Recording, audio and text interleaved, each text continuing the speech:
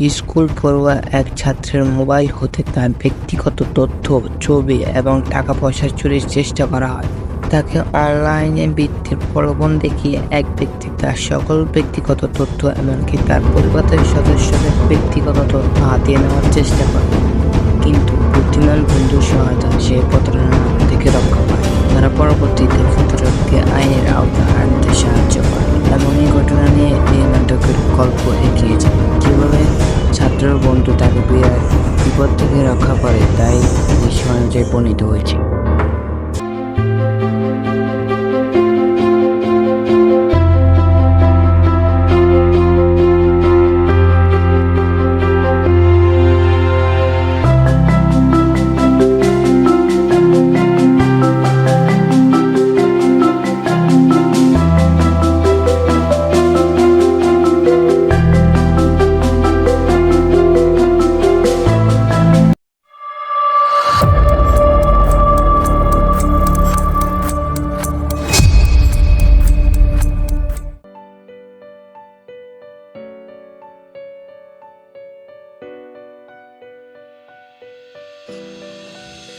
একদিন ফাহাদের ফেসবুকে আশিক ইসলাম নামের এক ব্যক্তি ফ্রেন্ড রিকোয়েস্ট পাঠায়।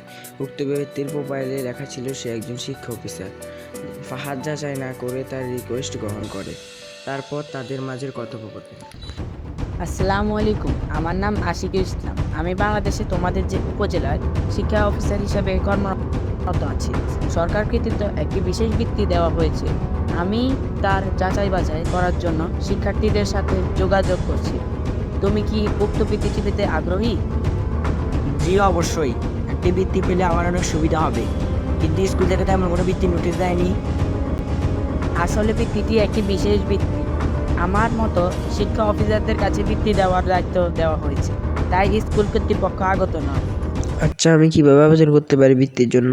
তুমি আগ্রহী হলে আমার কাছে তোমার জন্ম নিবন্ধন, তোমার বাবার জাতীয় পরিচয়পত্র এবং ব্যাংক অ্যাকাউন্ট বিস্তারিত দিয়ে আবেদন করতে পারো। আচ্ছা, এই মুহূর্তে তো আমার কাছে সকল তথ্য নেই, আমি কি একটু সময় পেতে পারি? অবশ্যই, তোমার এই বৃত্তির জন্য অনেক শিক্ষার্থী রয়েছে, তাই এই বিষয়টি যতটা সম্ভব গোপন রাখলে তোমার বৃত্তি পাওয়ার সম্ভাবনা বেড়ে যাবে। ঠিক আছে, আমি আপনাকে বিকালে সকল তথ্য